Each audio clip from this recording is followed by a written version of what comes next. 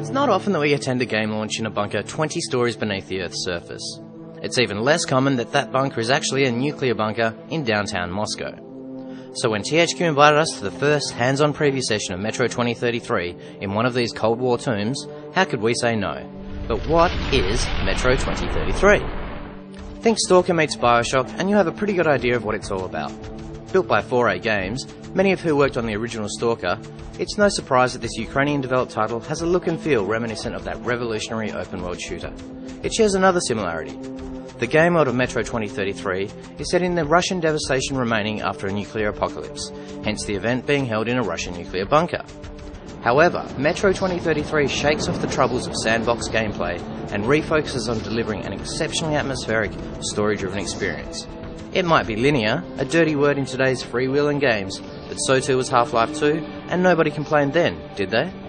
Sometimes you just need to tell a really great story and drag the player through the experience, and making the single player very linear, very story driven gives it that kind of cinematic intensity that, you know, other games have done really well in the past, and these kind of epic story driven games only come along once in a while, so we're hoping that Metro 2033 is going to continue that grand tradition.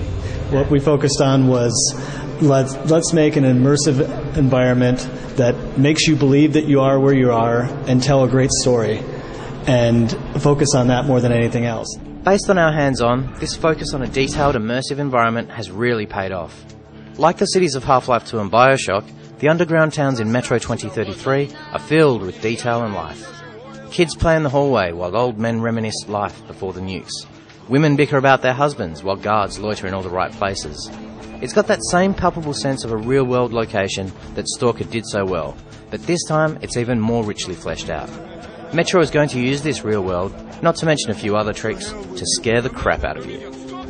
Metro is, with the face masks and the limited air supply and the mask fogging over and cracking, and you're in this awful environment. So you're not only feeling claustrophobic, you're feeling uncomfortable because your glass is breaking. You don't know how much air you have left. You know you're limited by time. You don't want to be out there to begin with. It just all creates this fear, which I think fear is excitement.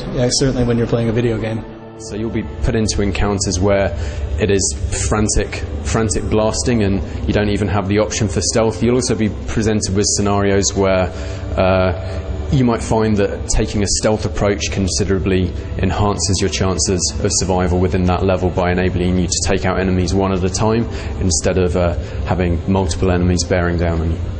As this amazing footage shows, Metro 2033 is shaping up to be a gorgeous game, with it being a flagship PC title for Nvidia in 2010. Console warriors shouldn't be concerned, it's also coming to the Xbox 360. And according to Dean Sharp, squeezing the amazing PC visuals onto a console wasn't all that hard. When you have the best programming staff in the entire industry, it's not hard at all. Absolutely, without any doubt. So, part of it was that the mindset going in was to make a cross-platform engine that would be capable of handling both. And I think that the 360 actually holds up pretty damn well to high-end PCs. But of course, you're not going to have the same visuals you're not going to have the same visuals on a low-end PC as you are on a high-end PC. It's just not going to happen. As far as how hard was it, once again, you have really gifted people. It's not that bad. So there wasn't just the level of detail that's in the 360 is almost what it is on the PC. So it's been developed simultaneously on both platforms. It's a cross-platform engine. Obviously, there are similarities between 360 and PC. So when you see the games today, you'll see that they look incredibly close. The PC will take advantage of more powerful gaming rigs and some of the more advanced NVIDIA feature sets. But the game is really identical on both platforms in terms of gameplay, and you'll still see phenomenal lighting effects and physics effects on the 360 version. I think when players finish Metro 2033, it's the kind of game that they'll look back at fondly and discuss in years to come as a place that they visited and explored in the same way that they visited City 17 or Rapture or any of those great gaming worlds which really sucked you into another universe. And we hope that Metro 2033 is going to go down as one of those really unique worlds, really memorable adventures that people will talk about for years to come. Prepare for action!